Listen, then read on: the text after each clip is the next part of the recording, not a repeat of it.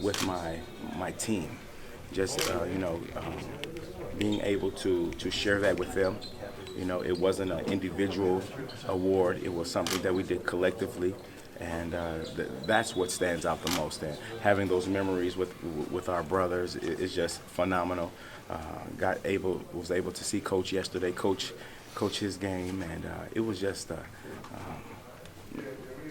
so many memories, so many small things that came back, and just having the opportunity to spend time with these guys again is just the best, and I wouldn't trade it for the world. Are there any moments that just absolutely feel like yesterday for you? You said, wow, 20 years, but anything that feels like yesterday still? Well, I remember everything, so I think that's a good thing, but not one thing more than the other. Like I said, just the camaraderie and being able to get back with these guys, and it was like it was yesterday. So we go years without speaking with some of the guys, with each other, but once we get back together, it's like it was yesterday, and it's like a day hasn't passed. So just to relive all those moments with these guys and have an opportunity to talk with these guys, to understand what they're going through in their lives, with their families, with their children, and it's just a beautiful moment, and it means the world to me. I'm so happy. I had so much fun this past weekend.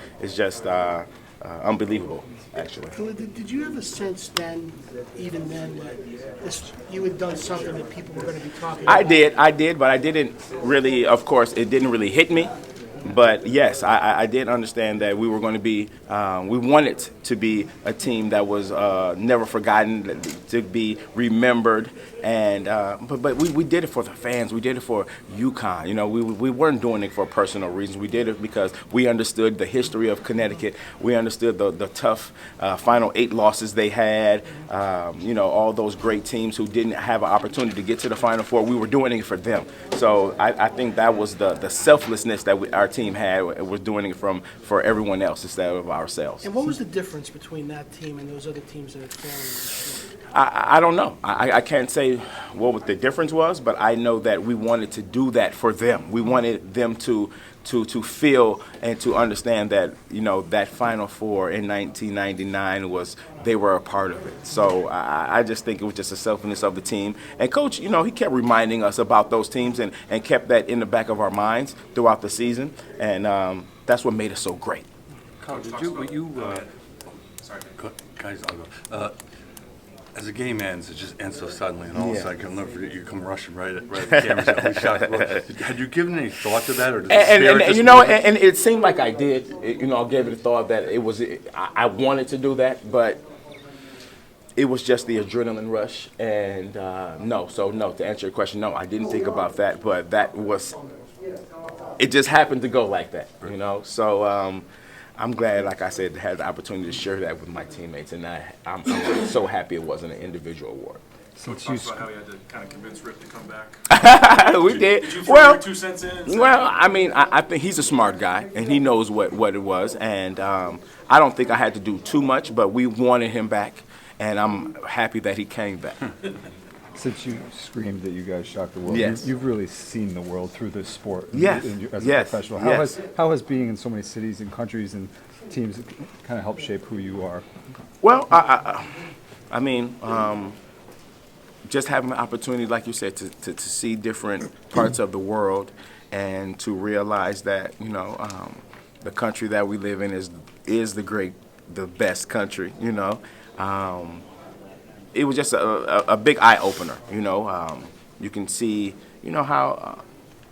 how fortunate that I was being able to travel the world because I play basketball, and just to be involved with the people in different countries. It was just something that humbled me, and I'm thankful for that opportunity. Was it difficult to kind of live a nomadic basketball lifestyle and bounce around league to league, country to country? No, I don't think so, because I was doing something that I love to do. Yeah. So it wasn't really work for me. It was just, me traveling the world.